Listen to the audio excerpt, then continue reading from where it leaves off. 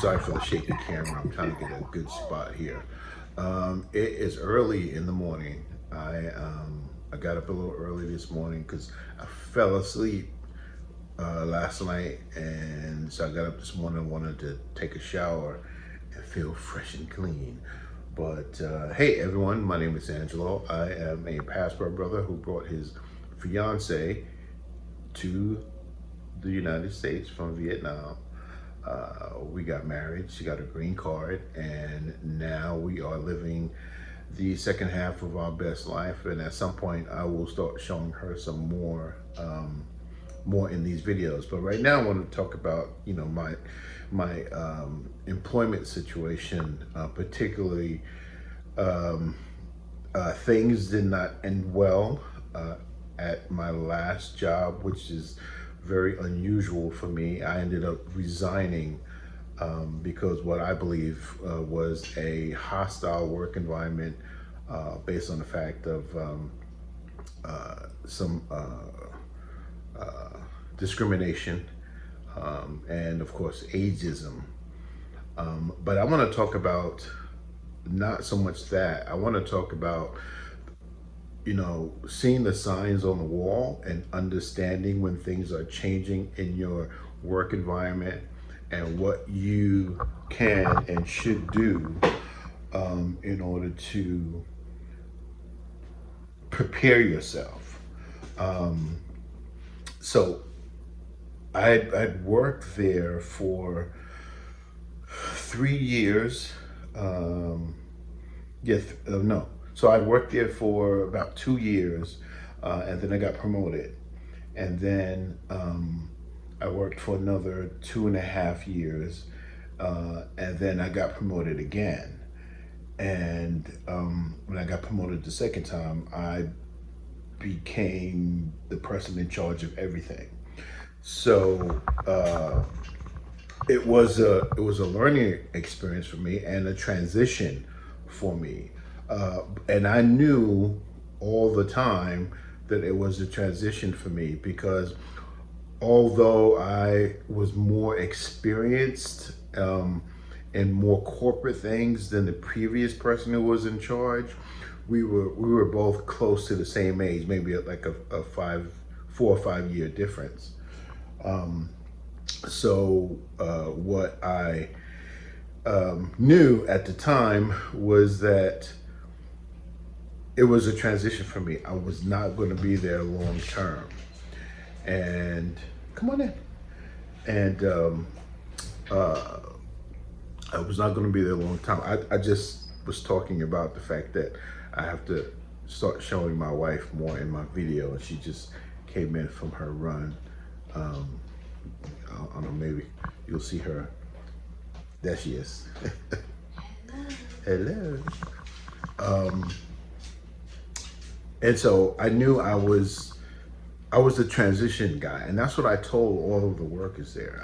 I told them, I'm not the long-term person. I'm the transition person. I'm the person to get that environment from old manual hard copy type stuff more into the digital age. So that was my job function, as well as learning the responsibilities of that situation, and just kind of doing whatever needed to be done to keep the place running smoothly. I was there for under another company for 3 to 4 years, and you know, there were a lot of transitional challenges and problems and whatnot. But we got to a point where things were moving smoothly, and I started to get that itch that it was time to move on. And that's what I'm talking about, the sign. I had gotten things to a place where they were running smoothly. You know, I was handling situations as they needed to be handled. People knew what the operation was. They knew what the procedures were. They knew what the policies were. We took a deep dive into local rules and regulations and laws so that we could do things the right way. And we were running smoothly. Client was happy. You know, most of the people were happy. I had gotten them 2 raises in the first 4 years that I was working there. And so the writing was on the wall. It was time for me to move on. And I should have started preparing to do just that. I should have started preparing to move on. But like most people, I got comfortable. So what would I have done differently? I would have moved on sooner. I would have used my experience and my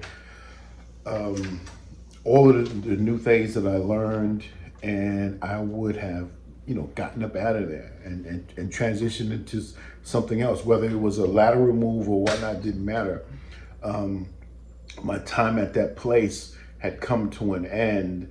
The only thing, because what happens is when you're in a leadership role like that, and you don't defer authority to another person or another group, then people tend to only rely on your presence as a reason to stay in line or to get in line.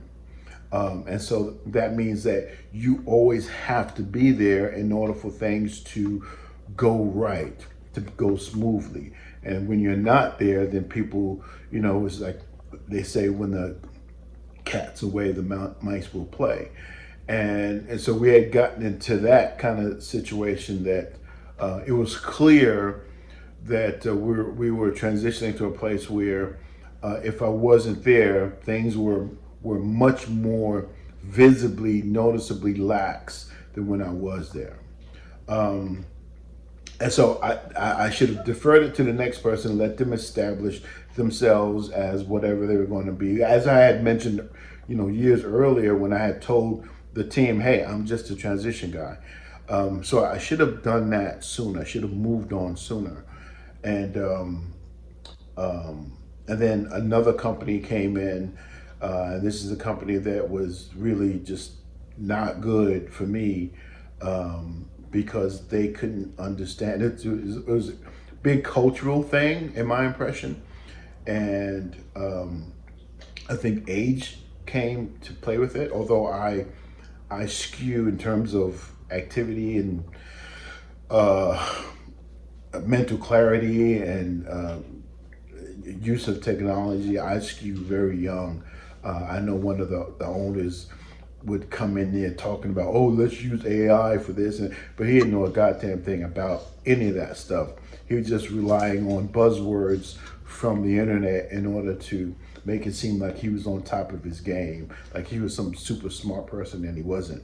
And the other person would rely on, the other owner would rely on the fact that, well, not even the fact, but the notion that the millionaire owner of the company remembered who he was from back in the day. It was like, who gives a shit, dude? And so there was always this this challenge with them understanding why me, who was unlike most people in my work environment, why I was in charge instead of someone like them.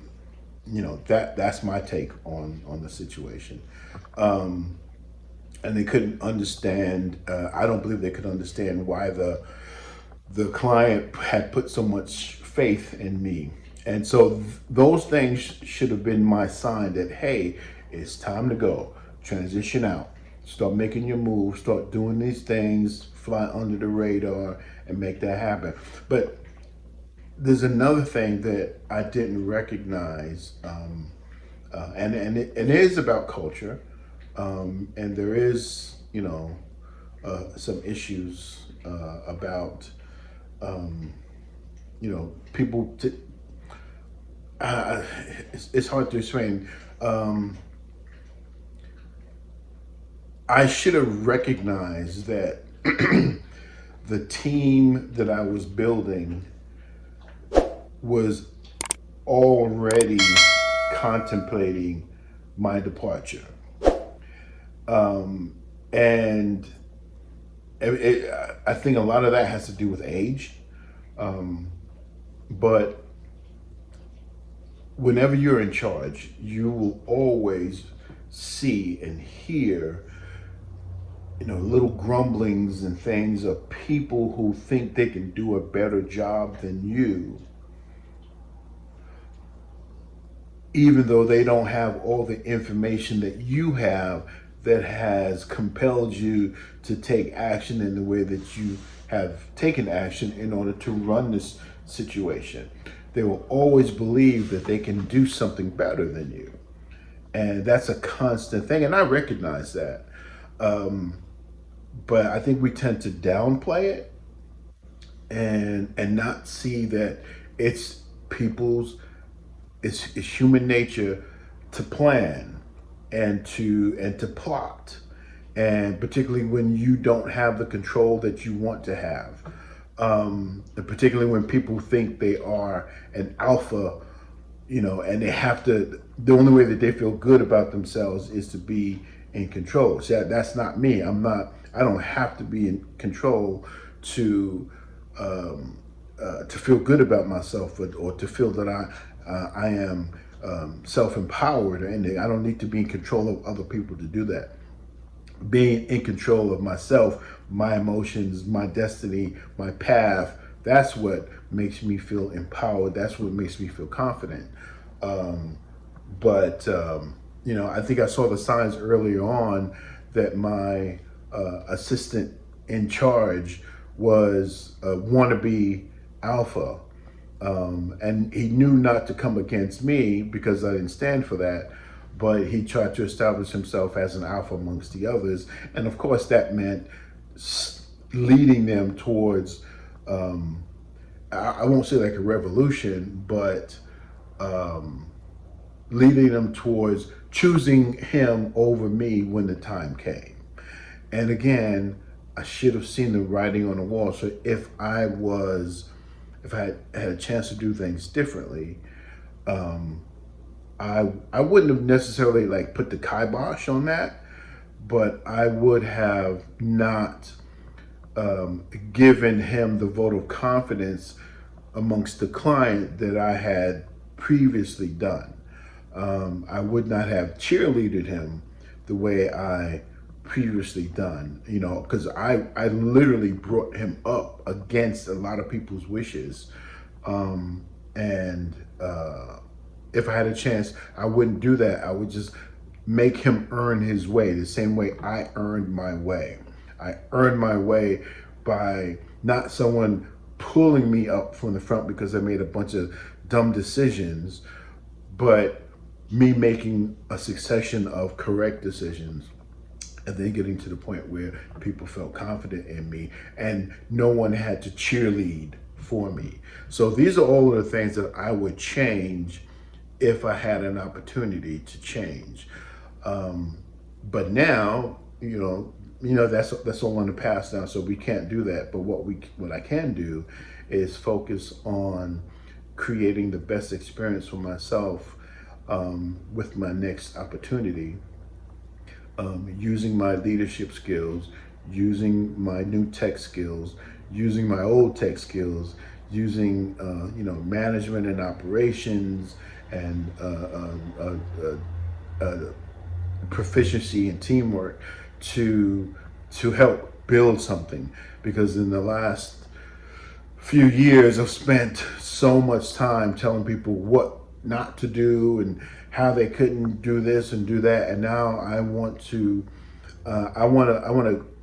honestly, I want to be the wind beneath the wings and help people fly. I want to help businesses fly. I want to help corporations fly. I want to make a marked contribution to the success of these organizations.